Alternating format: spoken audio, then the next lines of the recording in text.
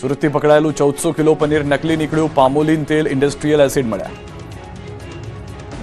સુરતના પાંડેસરામાંથી ઝડપાયેલો 1400 કિલો શંકાસ્પદ પનીરનો જથ્થો નકલી નીકળ્યો છે. પનીરના નમૂનાનો લેબોરેટરી રિપોર્ટ આજે જાહેર થતા ચોંકાવનારી વિગતો સામે આવી.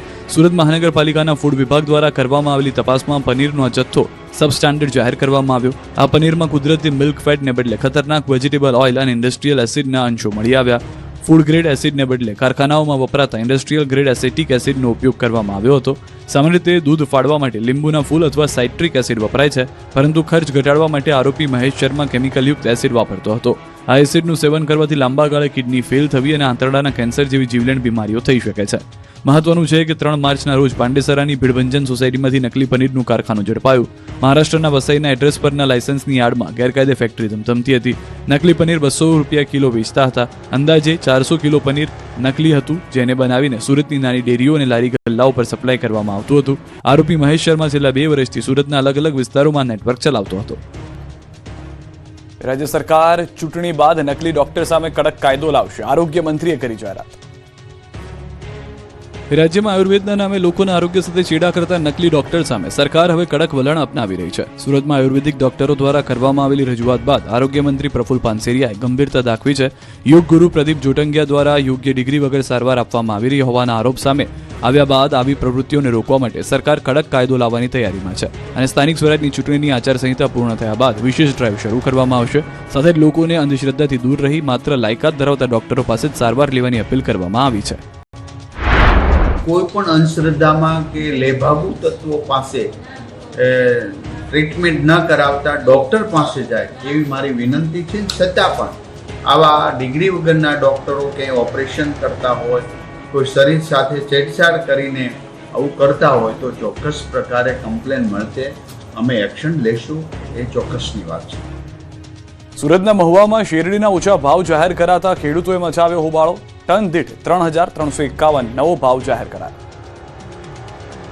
સુરતના મહુવા શુગર ફેક્ટરીમાં શેરડીના ઓછા પડેલા ભાવને લઈને સંગ્રામ સર્જાયો. સભાસદોએ વિરોધ વ્યક્ત કર્યો. ખાંડ ઉત્પાદન કરતી વિવિધ શુગર મિલે શેરડીના ટન દીઠ ભાવો જાહેર કર્યા છે. 3,101 જેટલો ઓછો ભાવ જાહેર કરતા સભાસદોમાં ભાવ મુદ્દે પ્રચંડ જન આક્રોશ જોવા મળી રહ્યો છે. અન્ય મિલોની સરખામણીએ મહુવા શુગર ફેક્ટરીએ નીચો ભાવ જાહેર કરતા ખેડૂત સભાસદોમાં રોષનો જ્વાળા ફાટી નીકળ્યો છે.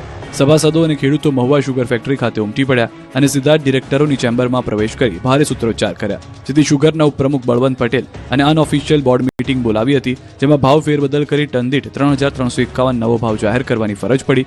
આ સમગ્ર વિવાદ અને હોબાળા દરમિયાન શુગરના પ્રમુખ માનસિંહ પટેલ ગેરહાજર જણાતા અનેક ચર્ચાઓએ જોર પકડ્યું છે. અમદાવાદના સેજપુર બોઘા વિસ્તારમાં પૂર્વ કોર્પોરેટરની દાદાગીરી. વાયદા મુજબ કામ માંગતા મતદારો સાથે કરી ઝપાઝપી.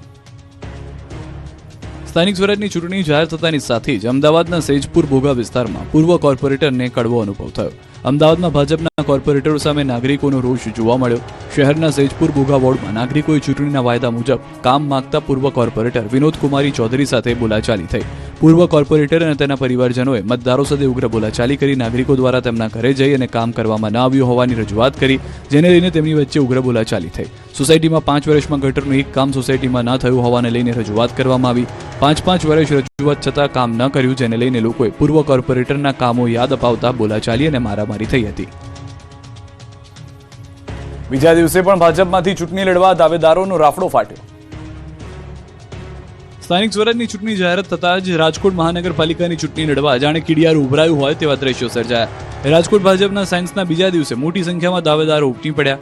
વોર્ડ નંબર 9, 10, 11, 12, 16 અને 18 નંબરના કાર્યકર્તાઓ પોતાની દાવેદારી નોંધાવતા નજરે પડ્યા. સોશિયલ મીડિયામાં જેમના ફોલોઅર્સ વધુ હોય તેવા દાવેદારોને વધુ પ્રાધાન્ય આપવામાં આવી રહ્યું છે. તો રાજકોટના પૂર્વ મેયર પ્રદીપ ડવ અને શાસક પક્ષના પૂર્વ નેતા લીલુબેન જાદવ સહિતના આગેવાનો દ્વારા દાવેદારી નોંધાવવામાં આવી છે. જ્યારે પ્રથમ દિવસે 12 વોર્ડમાંથી 650થી વધુ કાર્યકર્તાઓએ દાવેદારી નોંધાવી હતી, જેમાં નૈનાબેન પેટડિયા, જયમીન ઠાકર અને નરેન્દ્રસિંહ જાડેજા જેવા અગ્રણીઓનો સમાવેશ થયો હતો. બીજી તરફ રાજકોટના પૂર્વ કોર્પોરેટર નરેન્દ્ર ડવે ચૂંટણી ન લડવાના પત્ર નિરીક્ષકને સોંપ્યું છે. ચૂંટણી ન લડવાની ઈચ્છા વ્યક્ત કરતા ખળભળાટ મચી ગયો. સાથે ટોણો માર્યો કે જંગલેશ્વરમાં ભાજપ પ્રચાર માટે જશે ત્યારે લોકો જવાબ આપશે. રાજકોટમાં સેન્સની પ્રક્રિયા દરમિયાન ભાજપના સિનિયર નેતાની મુલાકાતથી રાજકારણ ગરમાયું. ભાવનગરના પ્રભારી અને રાજકોટ શહેર ભાજપના પૂર્વ પ્રમુખ કમલેશ મીરાણી નિરીક્ષકો સાથે મુલાકાતથી સેન્સ પ્રક્રિયાની પારદર્શિતા સામે પણ સવાલો ઉઠ્યા. કમલેશ મીરાણી દ્વારા શિક્ષણ સમિતિના પૂર્વ ચેરમેન વિક્રમ પૂજારા માટે લોબિંગ કરવામાં આવ્યું કે કેમ તેને લઈને સવાલ ઉઠ્યા. બીજી તરફ અમદાવાદમાં ભાજપની સેન્સ પ્રક્રિયામાંથી લાલિયાવાડી જોવા મળી હતી, જ્યાં સૌથી વધુ દાવેદારો આવવાના હતા તે અમરાઈવાડી વોર્ડમાં સેન્સ લેવા માટે નિરીક્ષકો પહોંચ્યા જ નહોતા. બાદમાં સરસપુરના નિરીક્ષક પંકજ મહેતા, ચંદ્રશેખર દવે અને રેખાબેન ડુંગરાણી પહોંચતા બપોરે 12 વાગે સેન્સ પ્રક્રિયા શરૂ કરાઈ. આ બાજુ અરવલ્લી જિલ્લામાં ભાજપની સેન્સ પ્રક્રિયા દરમિયાન વિવાદ થયો, કેમ કે પેપર લીક કૌભાંડમાં જેમનું નામ છે તેને અને બાયડના ભાજપના યુવા મોરચાના શહેર પ્રમુખ આકાશ પટેલ સેન્સ આપવા માટે પહોંચ્યા હતા, જેના કારણે રાજકારણ ગરમાયું. કોંગ્રેસે આક્ષેપ કર્યો કે ભાજપ આરોપીઓને હોદ્દા આપે છે, તો અરવલ્લી ભાજપ પ્રમુખ ભીખાજી ઠાકોરે કોંગ્રેસના આક્ષેપોને પાયાવિહોણા ગણાવ્યા હતા. બીજી તરફ વડોદરાના સાવલીમાં રાજનીતિના મેદાનમાં માતૃત્વના દર્શન જોવા મળ્યા. 5 મહિનાની દીકરી અને ઘોડિયા સાથે સેન્સ આપવા પહોંચ્યા મહિલા દાવેદાર. પારિવારિક જવાબદારીઓ સાથે રાજકારણમાં સક્રિય મહિલા દાવેદાર ડોક્ટર મોનાલિસા પોતાના 5 મહિનાનું બાળક અને ઘોડિયું સાથે લઈને પહોંચ્યા. દીકરીને એકલી ન મૂકી શકાય એટલે કાર્યાલય પહોંચ્યા. પારિવારિક જવાબદારી સાથે લોકશાહીની પ્રક્રિયામાં ભાગ લેવો પણ એટલો જ જરૂરી હોવાની વાત કરી. અમરેલીના ઢોલરવા ગામમાં જીવતા સમાધિની જાહેરાતથી હડકંપ.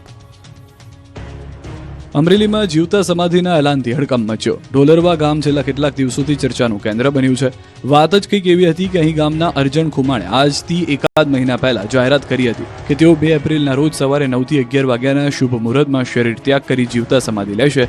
આશ્ચર્યની વાત એ હતી કે તેમણે આ માટે સગા સંબંધીઓને વિધિવત આમંત્રણ પણ આપ્યું હતું. છેલ્લા 3-4 દિવસથી અંધશ્રદ્ધામાં ડૂબેલા લોકોના ટોળા વૃદ્ધના દર્શન કરવા અને આશીર્વાદ લેવા ઉમટી પડ્યા. ગામમાં જાણે કોઈ ઉત્સવ હોય તેવો માહોલ સર્જાયો. આ અંગેની જાણ થતાં ગંભીરતાને ધ્યાને રાખી વિજ્ઞાન જાથા હરકતમાં આવ્યું. ચેરમેન જયંત પંડ્યા ગામમાં પહોંચ્યા અને જીવતા જગત્યું કરવાની જાહેરાત કરી નાટક કરનારને સમજાવ્યા અને ખોટા ધતિંગ બંધ કરવા અપીલ કરી.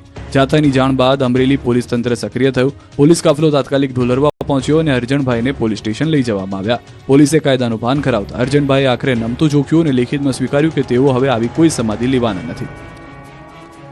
ભાવનગરના ખાંભા ગામે માતાજીના માંડવામાં પ્રસાદી લીધા બાદ 150 થી વધુ લોકોની તબિયત બગડી. ભાવનગર જિલ્લાના સિહોરના ખાંભા ગામે માતાજીના માંડવામાં પ્રસાદી લીધા બાદ 150 થી વધુ લોકોની તબિયત બગડી.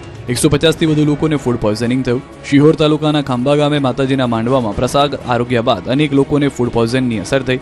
200 થી વધુ લોકોએ જમણવારમાં પ્રસાદ આરોગ્યો હતો. જમણવાર બાદ ઝાડા ઉલટીની અસર સાથે એક પછી એક લોકોની તબિયત લથડી. જમણવાર પછી એક બાદ એક લોકોને હોસ્પિટલ ખસેડવાની ફરજ પડી. હોસ્પિટલમાં જગ્યા ખૂટી પડી હતી. તંત્ર દ્વારા ખાંભા ગામે હંગામી ધોરણે હોસ્પિટલ શરૂ કરવામાં આવી. જામનગરમાં 5 મહિલાએ યુવકની કરી ધોલાઈ. જામનગરના એસટી રોડ પર 5 મહિલાઓ દ્વારા એક યુવકને મારવામાં આવ્યો. જૂની અદાવતના કારણે એક યુવક પર હુમલો કરવામાં આવ્યો. આ હુમલામાં યુવકને ગંભીર ઇજાઓ પહોંચી છે, તો વળી પોલીસ કોઈ કામગીરી ન કરતી હોવાનો ફરિયાદી યુવકે આરોપ મૂક્યો છે. યુવકના 5000 રોકડ અને સોનાના ચેનની લૂંટ કરી હોવાનો દાવો યુવકે કર્યો. તેમજ નાયકા ગેંગ દ્વારા હુમલો કરવામાં આવ્યો હોવાનો યુવકે દાવો કર્યો. ત્યારે કોઈ કાર્યવાહી નહીં કરાય તો યુવકે આત્મવિલોપન કરવાની ચીમકી આપી છે. મહેસાણા અને સુરતમાં તસ્કરો બેફામ બન્યા. રહીશો જાગી જતા તસ્કરોએ પથ્થરમારો કર્યો. મહેસાણા શહેરના રાધનપુર રોડ પર આવેલી સોસાયટીઓમાં તસ્કરોએ ફરી એકવાર માથું ઉંચક્યું છે. તિરુપતિ શુકન બંગલોઝમાં રહેતા હર્ષદભાઈ રમેશચંદ્ર પટેલ પોતાના મકાનને લોક કરી સહપરિવાર વતન જેતલ વાસણા ગયા હતા. આ દરમિયાન બંધ મકાનનો લાભ ઉઠાવી અજાણ્યા તસ્કરોએ દરવાજાનો નકુચો તોડી અંદર પ્રવેશ કર્યો. તસ્કરોએ બેડરૂમમાં રહેલા લાકડાના કબાટમાંથી 5 ગ્રામ સોનાની લટકણ, 30 ગ્રામ ચાંદીની બંગડીઓ, 200 ગ્રામ ચાંદીના સિક્કા અને રોકડ 15000 મળી કુલ 1,10,000ની મત્તાની ચોરી કરી પલાયન થઈ ગયા. બાદમાં અન્ય એક સોસાયટીમાં ચોરીનો પ્રયાસ કરતા જાગી ગયેલા રહીશોએ છૂટા દંડાનો ઘા કરી તસ્કરને ભગાવ્યો, તો સામેથી તસ્કરોએ રહીશો પર પથ્થરમારો કરતા ભાગવું પડ્યું, જે બાદ તસ્કરો ફરાર થઈ ગયા. બીજી તરફ સુરતના ઉધના વિસ્તારમાં આવેલી જાણીતી સનરાઈઝ હોસ્પિટલના સિયા મેડિકલ સ્ટોરમાં ચોરીની એક સનસનીખેજ ઘટના બની. સાંજે અંદાજે 5:30 કલાકે એક અજાણ્યો શખ્સ ગ્રાહક બનીને સ્ટોરમાં પ્રવેશ્યો હતો અને તક મળતા જ ફ્રીજમાં રાખવામાં આવેલા મોંઘા ભાવના ઇન્જેક્શનની ચોરી કરી. આ સમગ્ર ઘટના મેડિકલ સ્ટોરમાં લાગેલા સીસીટીવીમાં કેદ થઈ ગઈ હતી.